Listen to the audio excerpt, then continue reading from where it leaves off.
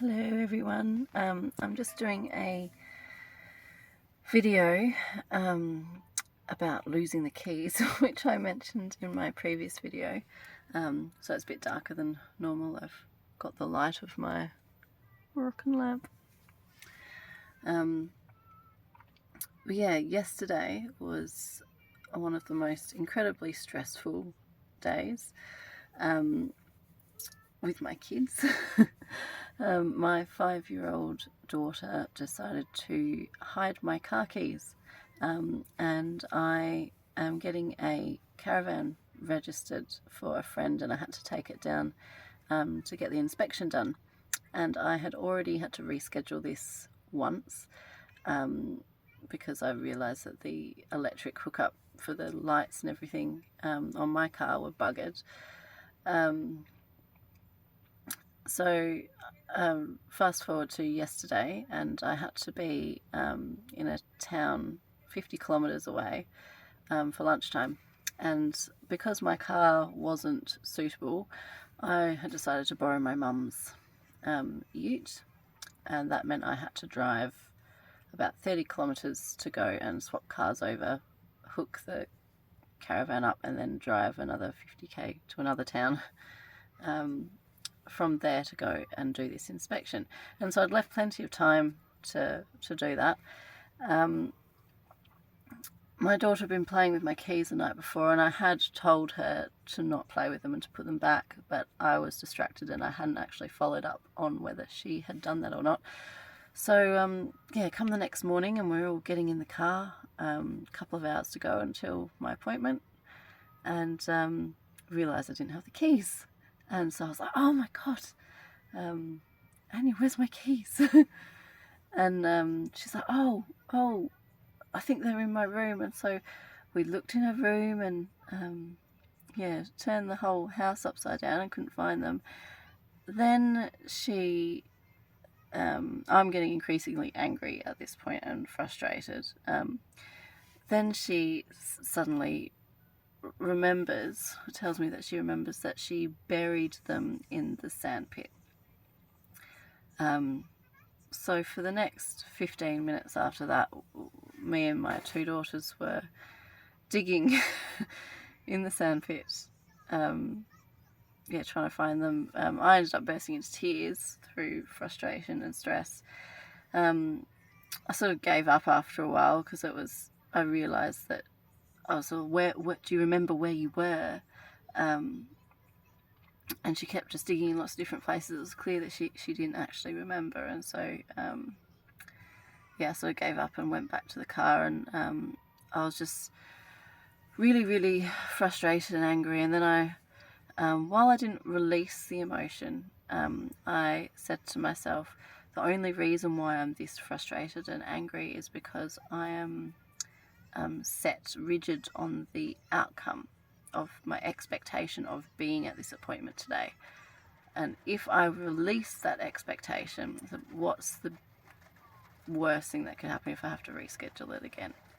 And while I was still feeling the frustration and anger, just that acknowledgement, I suddenly looked up and noticed my partner's other car sitting there.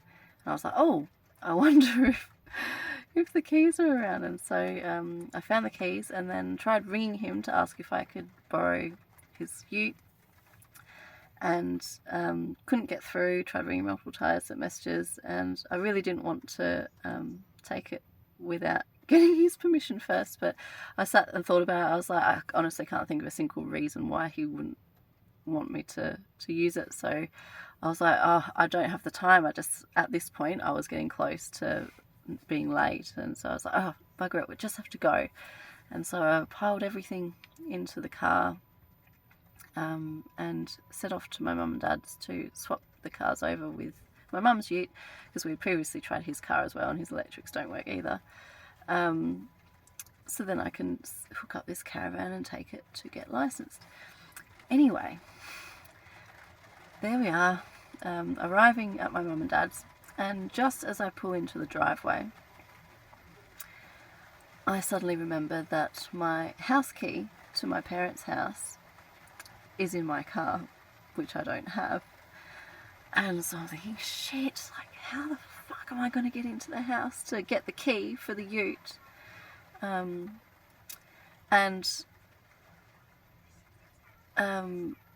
effing and blinding again. The anger and frustration builds up in me again.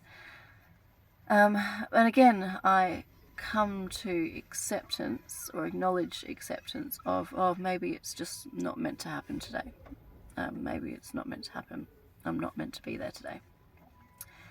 And as soon as I had that acknowledgement, as soon as I made that acknowledgement, I suddenly just had a thought, oh, maybe I should check the front door. And Mum and Dad are normally pretty stringent about locking everything, but I checked the front door and it was open. And so I was like, yes! So I ran in, grabbed the ute key, went to go hook up the caravan to the ute. Then I was like, oh, bugger. I left, because it's a flat pin on the caravan and a round pin on the car, I had previously bought an adapter for that, which again I had left in my car back at home. So I was like, oh bugger, but looked at the time, I thought, oh no, if I ring them it should be fine. So I swung by and bought another one on the way, rang them on the way, said I'm going to be a little bit late, which luckily they were okay with. Ended up getting there. Bearing in mind this is in the sweltering heat, it's been bloody freezing down here. I'm in the Great Southern in Western Australia. And it was this one day that just happened to be really hot, and I dressed for winter, and I was sweltering hot and stressing and getting there. And I was being really angry and yelly and snappy with my kids, which I generally try not to be. Anyway, we got there and it passed the inspection, and I apologised to the girls for losing my temper, and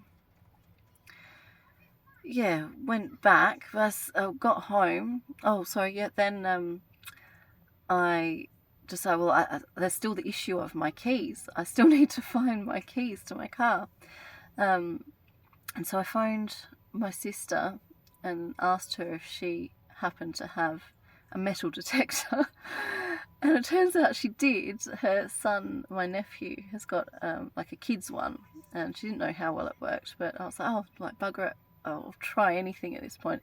And so I went to her place, borrowed the metal detector, got home, and then spent 2 hours in that sandpit finding copious amounts of tech screws and bits of metal. Didn't find any keys. So after 2 hours I decided to give up, and I was sat in the house and felt lots of anger, lots of frustration, lots of emotion, felt really powerless. That was another emotion that I identified that came up, felt just totally powerless. But then I thought, well, my car's actually got a cracked head gasket. I've tried fixing it. I don't think it's fixable.